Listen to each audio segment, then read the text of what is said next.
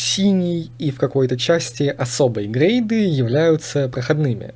Это означает, что игрок не будет долго играть на этих деталях и сменит их на более полезные. В игре 9 синих и 6 бирюзовых колес. И это тупо. В игре более 170 уникальных орудий, но всего 11 из них синего грейда. Да у нас фиольных колес столько же, сколько и синих. И если в случае с орудиями разработчиков можно понять, ведь если убрать у орудий перки, то Нитхёк все еще сильно отличается от парсера, который сильно отличается от шреддера, который отличается от молотобоя, что уж говорить про фундаментально разные орудия, по типу мамонта и вереска. Но колеса, это, колеса круглые, ездят прикольно. В одном вообще Гашан поселился, ну а чё, вы вообще цены на жилье видели? И получается, что в игре есть 15 деталей, которые ничем особо друг от друга не отличаются и являются лишь пережитком старого кроссаута. Как, например, бирюзовые кабины, которым, я поспешу заметить, выдали перки, из-за чего эти кабины не только стали полезными, но и открыли задел под добавление новых бирюзовых кабин в будущем. И это уже тема для другого видео, но вкратце я считаю, что некоторым фиольным кабинам очень нужны бирюзовые аналоги. И учитывая, сколько стоят фиольные колеса, много, а некоторые даже слишком, им нужны аналоги. Тем более, что я вижу очень много барашей, которые, доходя до стадии игры, где они могут позволить себе фиольные колеса, строить с ними, ну такое. Потому что Чукча не читатель, Чукча писатель, и прочитать перки слишком сложно. Ну, они хотя бы обожгутся не так сильно, если купят колесо за 50 монет, а не за 400. И я подумал, а что если не взять, перевести многие синие колеса в бирюзовый грейд и всем бирюзовым колесам раздать какие-нибудь перки?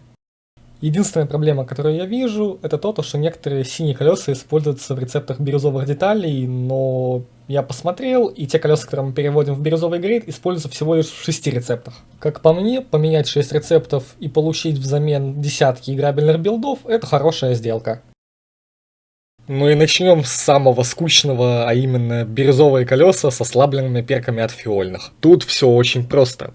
У этих 3 фиолетовых колес максимально полезные перки, да и к тому же в предыдущих грейдах есть колеса с похожими размерами. Поэтому этим 3 колесам я выдал просто чуть ослабленный перк своего фиольного аналога. И первое колесо, которое мы разберем, это массив. После достижения скорости в 60 км в час, устойчивость колеса к урону будет расти вплоть до 50% на 90 км в час.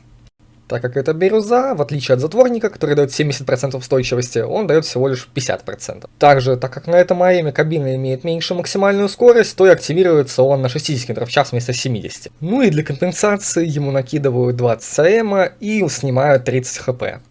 И следующее колесо – это колесо с шипами. Так как его переводят на один грейд выше, ему нужны изменения. В данном случае это плюс 20 АМ и плюс 5 кг массы, но при этом плюс 200 кг грузоподъемности и плюс 55 прочности. А также у него перк, как у колеса баги, только бонус составляет 20% вместо 30%. И следующее колесо – это колесо большое. Так как оно является одним из самых слабых синих колес, то апать его приходится капитально. Плюс 300 кг грузоподъемности, минус 5% штраф к мощности и плюс 235 хп. Ну и само собой плюс 55 АМ, чтобы все это компенсировать. Перк здесь взят от Бигфута, но бонус составляет 30% вместо 50%. Ну и еще одно необходимое изменение — это сделать ему дорожный просвет в целых 3 пина, потому что сейчас он 2,5. Типа, ну что это такое, Таргима? Какого фига? И далее у нас колесо двойное. И двойное колесо является предшественником Титана. Но, конечно, Титан — это колесо опустошителей, и было бы странно, если бы обычное колесо без технологии опустошителя как-то хилилось от остовов. Я вспомнил то, что в реальной жизни есть самозалатывающиеся покрышки, которые обычно ставят на военную технику, и поэтому его перк вдохновлен такой вот технологией. При движении на скорости ниже 15 км в час колесо восстанавливает 5% от своей изначальной прочности каждые 2 секунды, если бронемобиль не получал урона последние 10 секунд. По поводу характеристик, мы добавим ему 25 очков мощи, чтобы компенсировать этот перк, и чтобы колес нельзя было ставить очень много. Как и Титан, данное колесо имеет перк на живучесть, которая стакается между сражениями, но в данном случае он реализуется немножечко по-другому. И последнее тяжелое колесо в нашей рубрике – это колесо броневика. Во-первых, я убрал ему бесполезный резист на 25% к взрывному урону. Когда-то он не был таким бесполезным, но сейчас у нас половина орудий имеет помимо взрывного урона еще и пулевой. У нас есть крио-оружие, которое снимает резисты, ну и плюс взрывное орудие скорее расквасите половину крафта, прежде чем снимет одно колесо. И тут мы переходим к теме снятия колес. По мере потери прочности установленных ходовых колесо броневика увеличивает урон оружия. Максимальный бонус в плюс 20% урона достигается при потере 75% прочности всех установленных ходовых колесо броневика в сумме. Плюс 20% к урону кажется довольно большой цифрой, но вспоминаем, что 75% прочности колес это 3 из 4 снятых колеса, либо же 6 из 8. Ну и само собой, бонус снижается при использовании других ходовых, кроме винтов. И далее шина-баллон. Плюс 20 очков мощи, плюс 100 кг грузоподъемности и плюс 50 хп. Так как это колесо надувное, то и перк у него соответствующий. После уничтожения колеса шина-баллон оно полностью восстанавливается спустя 3 секунды. Работает один раз за бой на каждое установленное колесо шина-баллон. Такой типа аналог Мириады. И развалы. Им я решил просто выдать перк, не меняя никаких других параметров. Так как Синдикат у нас очень любит дрифт, фонг, ЖДМ, культуры стильной езды, то перки у колеса соответствующие. Первый перк увеличивает урон оружия в заносе на 10%. Второй режим увеличивает мощность кабины на 120%. Замечу то, что бонус работает только первые 1,5 секунды после переключения режима. Он не работает при наличии других ходовых, и к тому же переключать режим можно раз в 5 секунд. И далее колесо с цепями. Плюс 20 очков мощи, плюс 75 прочности и плюс 230 кг грузоподъемности. В реальной жизни цепи на колеса вешают для большего сцепления по льду, грязи и прочим таким поверхностям, поэтому перк у него соответствующий. На скорости менее 30 км в час увеличивает мощность кабины на 80%.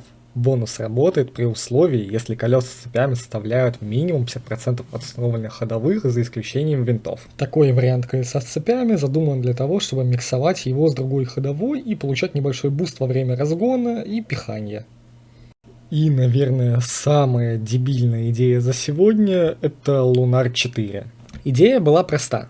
Почти у каждой ходовой в перке указано то, что бонус не зависит от количества ходовых, но при этом уменьшается при наличии другой ходовой. А что если сделать совершенно наоборот? Плюс 50 кг грузоподъемности, минус 1% к штрафу от мощности и минус 5 кг массы, но при этом есть ограничение максимальной скорости ходовой – 100 км в час. А вот перк. На скорости выше 80 км в час каждое установленное колесо Лунар 4 копит заряд за 100 метров пройденной дистанции. Каждый заряд повышает мощность кабины на 5%, урон установленного оружия на 2% и делает колеса Лунар 4 более уязвимым к урону на 3%. Каждый следующий уровень заряда требует на 50% больше дистанции, чем предыдущий. При отстреле любого установленного колеса Лунар 4 накопленные заряды других колес Лунар 4 пропадают. Ну то есть, проезжаем 100 метров, получаем стаки. Проезжаем еще 150, получаем стаки. Проезжаем еще 225, получаем стаки. А вот количество стаков зависит от установленных ходовых Лунар 4, и чем их больше, тем больше стаков мы получаем. Однако при отстреле колеса нам приходится стакаться сначала. Идея реально безумная, поэтому я не думаю, что это войдет в игру в каком-то виде, но в целом пофантазировать было прикольно.